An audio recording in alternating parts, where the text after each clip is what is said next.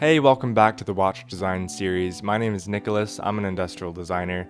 And to be completely honest, I haven't had the slightest amount of time to work on this project in a while. So a lot of the things that you saw in the past two videos, I'm gonna change because I've learned a lot about the design process that can help you save time and money, and especially frustration. So in this video, we're going to start looking at the designing and manufacturing constraints of building a watch.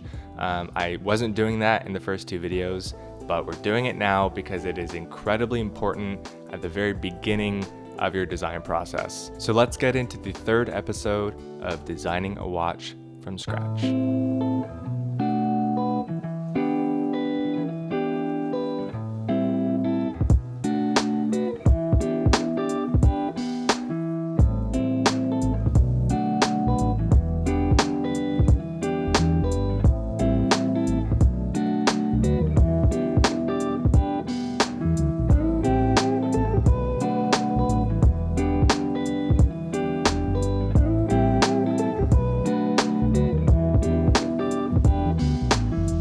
So I switched movements. This is the one that I was using in the last video.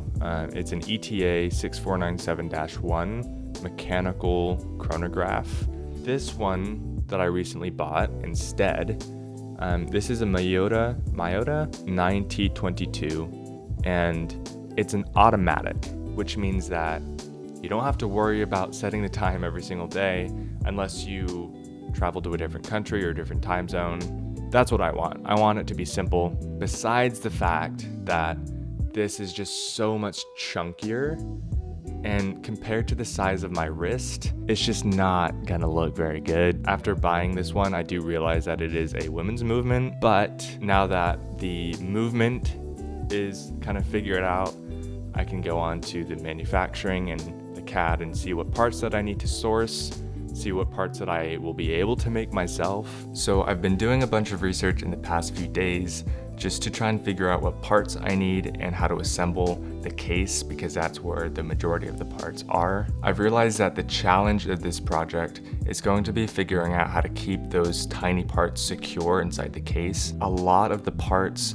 that are typically inside mass manufactured watches are produced via expensive manufacturing processes. So in order to keep the cost down for this one-off project, I either need to source more parts than I hoped that I needed, or I need to figure out a way of assembling the case so that I can use cheaper manufacturing methods. So I've just done a few quick exploded view sketches trying to figure out what parts I need and how I'm going to assemble them. I've also made a list of every single part inside the case, and those parts are a crystal, which is the top clear part that you see through, a crystal gasket, hour hand, a minute hand, a movement, which we already have obviously, the crown, the body of the case because it comes in two usually, the bottom gasket, and the bottom of the case. I'm probably going to have to source the crystal gasket, and the bottom gasket. Would rather not have to source the crown. It's kind of hard to make something so small out of metal, especially because it's tapped inside. If I can make the dial, the watch hands, and the case itself, I'll be pretty happy. For now, I'm just going to get the crystal, and I also forgot to mention the spring bars for the lugs. Since I already have the movement, I can start doing the measurements for that and put it in CAD and try and come up with a way of assembling the case.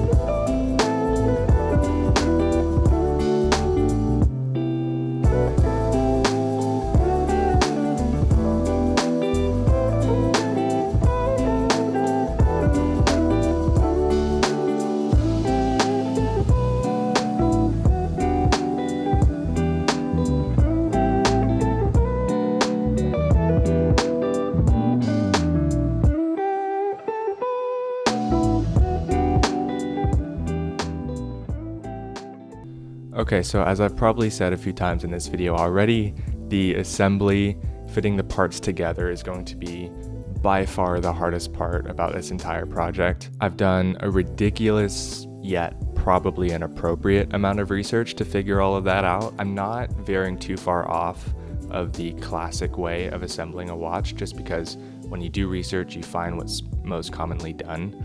And if you can't do that, then you have to kind of veer off and do something a little bit more creative. I have a CAD model of a very basic design, and I printed it just to get an overall idea of the proportion and scale, how it looks on my wrist. I printed it using a resin printer, and resin tends to be pretty soft. Functionally, the assembly isn't going to be very good. I mean, you can see it kind of, it's semi-flexible, so it's just not a good representation of how the final parts are going to fit with each other. But to give you an idea of how I'm assembling this, the case has an inside ledge, step, ring. This is the top, this is the bottom. The crystal and the crystal gasket I'm going to press fit on top, and they're just going to sit on the top of that ledge.